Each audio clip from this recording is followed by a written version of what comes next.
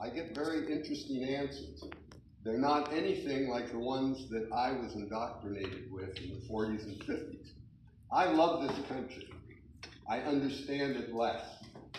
And I understand it increasingly less in the last 4 or 5 years, basically in the 21st century. It's a new world to me. So the question keeps coming up, what are we going to do to celebrate 250 years? And it's supposed to be the celebration of the Declaration of Independence. The Declaration of Independence is not understood and not read by most of the people I've met under 30.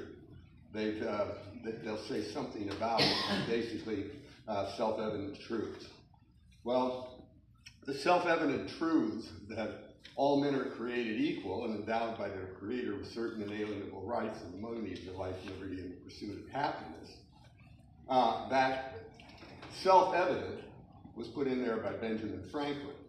What really was in there was what Jefferson wrote, which was sacred and undeniable. And the reason Franklin changed it is out of a request from Jefferson, which was, will the Dr. Franklin please do me the honor of looking at what I'm about to say at the meeting of the Continental Congress. And he took that out. Some historians say because it was 3 words and one is better.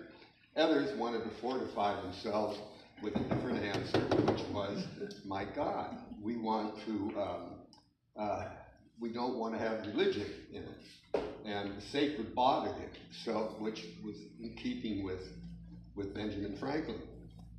So I gave my kids a Christmas present, and I asked them to give me their understanding of the Declaration of Independence.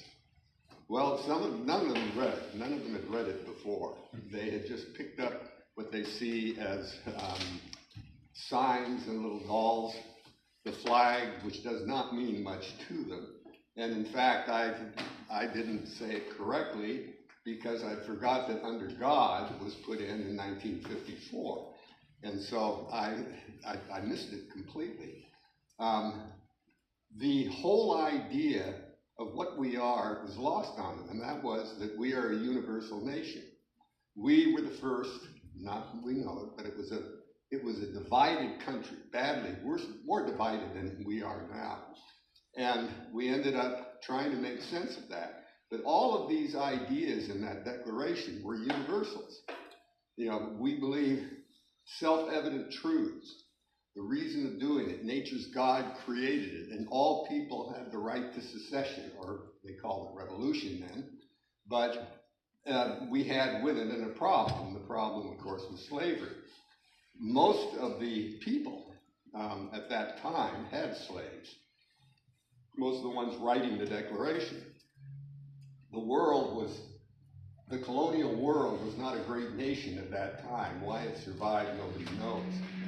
So for the next 60 years, 70, 80 years, we fought about that problem. Immigrants doing a lot to trying to deal with it.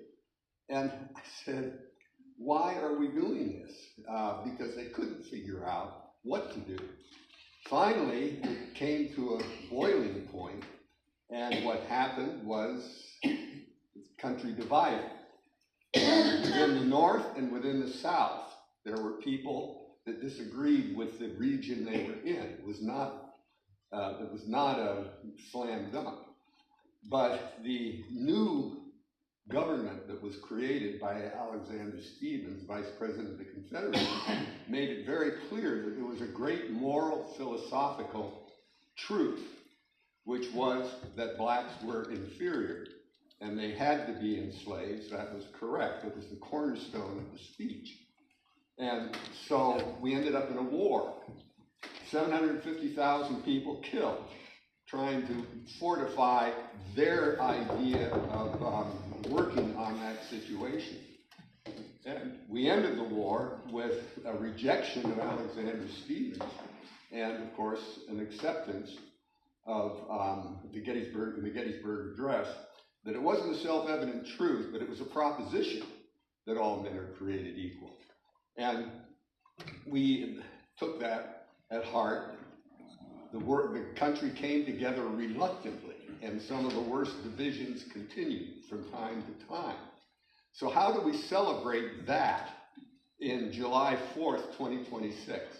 I would suggest that what we need to do is not look back, because that past, many of you, I'm looking at your ages, I love it, that you probably have some of that love that I think is absent in a lot of people, and especially the youngest. I think we should be looking ahead of the next 250 years. And I think the topic should be another universal, which is the technological revolution we're in. We need to start talking about AI, and we need to be able to bring people together in that.